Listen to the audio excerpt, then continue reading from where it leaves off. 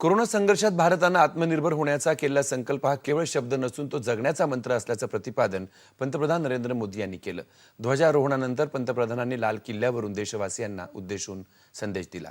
येत्या काळात राष्ट्रीय डिजिटल आरोग्य अभियानांतर्गत प्रत्येक नागरिकाला आरोग्य ओळखपत्र देणार असल्याची घोषणा पंतप्रधानांनी केली।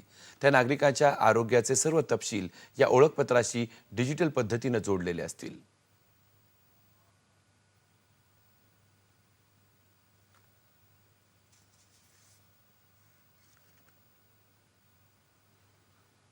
हेल्थ सेक्टर में आज से एक बहुत बड़ा अभियान शुरू होने जा रहा है और उसमें टेक्नोलॉजी का भी बहुत बड़ा रोल रहेगा।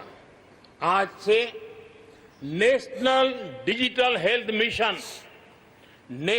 डिजिटल हेल्थ मिशन उसका भी आरंभ किया जा रहा है। भारत के हेल्थ सेक्टर में ये एक नई क्रांति ले आएगा। इलाज में आने वाली परेशानियां कम करने के लिए टेक्नोलॉजी का बहुत सुविचारित रूप से उपयोग होगा।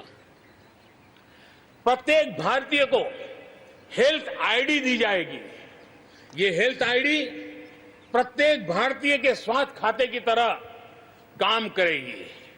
आपके हर टेस्ट, हर बीमारी, आपको किस डॉक्टर के पास कौन सी दवा ली थी, उनका क्या डायग्नोसिस था, कब दी थी, आपकी रिपोर्ट क्या थी, ये सारी जानकारी इस एक हेल्थ आईडी में आपको समाहित की जाएगी। कोरोनाच्या 3 लशींवर शास्त्रज्ञांचं काम सुरू असून लवकरच त्या उपलब्ध होतील अशी ग्वाही पंतप्रधानांनी दिली। भारत जे ठरवतो ते करून दाखवतोच असं सांगत मेक इन इंडियाकडून मेक फॉर वर्ल्डच्या दिशेने प्रवास करण्याचा निर्धार पंतप्रधानांनी व्यक्त केला। मेरे देश के नागरिकों के सामर्थ्य पर मुझे यकीन है। मुझे मेरे देश की प्रतिभा पर गर्व है। मुझे देश के युवाओं में, देश की मातृशक्ति में, हमारी महिलाओं में अप्रतिम सामर्थ्य जो है उस पर मेरा भरोसा है। मेरा हिंदुस्तान की सोच, हिंदुस्तान का अप्रोच, इस पर विश्वास है और इतिहास गवाह है कि भारत एक बार ठान लेता है तो भारत करके रहता है। और इसी के कारण जब हम आत्मनिर्भर की बात करते हैं तो दुनिया को भी उत्सुकता भी है, भारत से अपेक्षा भी है और इसलिए हमें उस अपेक्षा को पूर्ण करने के लिए अपने आप को योग्य बनाना बहुत आवश्यक है। देशानं आजवर केलेल्या वाटचालीचा आढावा घेताना त्यांनी कृषी क्षेत्रातल्या प्रगतीबद्दल समाधान व्यक्त केलं। एकेकाळी देशाबाहेरून धान्य खरेदी करावं लागत असे आणि आज देशाचा शेतकरी भारताबाहेरही अन्न देऊ शकतो आहे। मात्र जगाच्या अपेक्षा पूर्ण करण्यासाठी शेतीत सुधारणा कराव्या लागणार आहेत।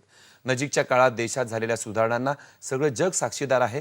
विक्रमी पातळीवर देशाकडे थेट परकीय गुंतवणूक येत असून कोरोना काळातही मोठमोठ्या कंपन्या भारताकडे आपला मोहरा वळवत आहेत। नव्या शैक्षणिक धोरणामुळे पाय जमिनीवर घट्ट रोवून गगनाला गवसणी घालण्यासाठी उत्तुंग प्रयत्न करण्याची प्रेरणा विद्यार्थ्यांना मिळेल असा विश्वास त्यांनी व्यक्त केला। भारत के निर्माण में, आधुनिक भारत के निर्माण में, नए भारत के निर्माण में, समृद्ध और खुशहाल भारत के निर्माण में देश की शिक्षा का बहुत बड़ा महत्व है।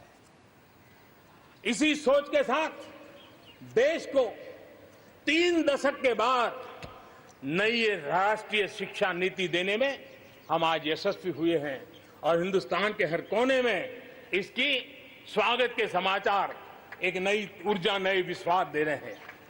ये शिक्षा, ये राष्ट्रीय शिक्षा नीति हमारे विद्यार्थियों को जड़ से जोड़ेगी, लेकिन साथ साथ उसको एक ग्लोबल सिटीजन बनाने का भी पूरा सामर्थ्य देगी।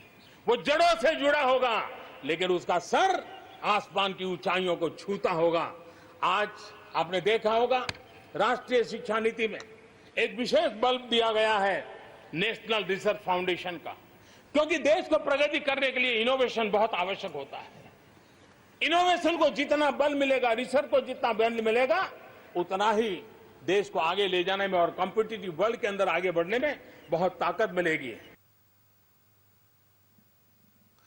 गेल्या 5 वर्षात 1.5 लाख ग्रामपंचायतींपर्यंत ऑप्टिकल फायबर पोहोचल्याची माहिती पंतप्रधानांनी दिली. शिक्षण आणि आर्थिक व्यवहारांमध्ये ऑनलाईन प्रणाली वापरण्यावर दिवसेंदिवस भर दिला जात असल्याचं ते म्हणाले. नवीकरणक्षम ऊर्जा निर्मितीत भारतानं जगात पहिल्या 5 देशात स्थान मिळवल्याबद्दल त्यांनी समाधान व्यक्त केलं.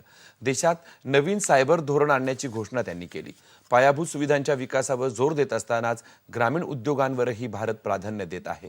दहशतवाद आणि विस्तारवादाविरोधात भारत दमदार पावलं उचलत आहे असं सांगत पंतप्रधानांनी जनतेला आश्वस्त केलं. देशाच्या नियंत्रण रेषेपासून ते प्रत्यक्ष नियंत्रण रेषेपर्यंत देशाच्या सार्वभौमत्वावर ज्यांनी घाला घालण्याचा प्रयत्न केला त्यांना भारतीय लष्करानं चोख प्रत्युत्तर दिलं आहे. सीमावर्ती क्षेत्रात 1 लाखाहून अधिक एनसीसी छात्र तयार केले जातील आणि त्यांना संरक्षण दलाकडून प्रशिक्षण दिलं जाईल असं त्यांनी सांगितलं. भारतानं जितके प्रयत्न शांतता आणि सौहार्द राखण्यासाठी केलेत तितकीच वचनबद्धता संरक्षण दलांना सक्षम करण्यासाठी दाखवली आहे.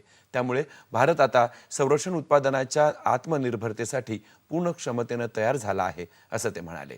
देशात जी 40 कोटी जनधन खाती उघडण्यात आली आहेत त्यापैकी 22 कोटी खाती ही महिलांची आहेत.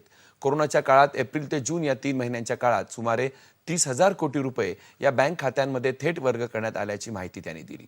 पर्यावरणाविषयी बोलताना पंतप्रधान म्हणाले की जैवविविधतेच्या संरक्षण आणि संवर्धनासाठी भारत पूर्णपणे संवेदनशील आहे. निवडक 100 शहरांमधलं प्रदूषण कमी करण्यासाठी विशेष मोहीम राबवली जात असल्याचं त्यांनी आपल्या भाषणात सांगितलं.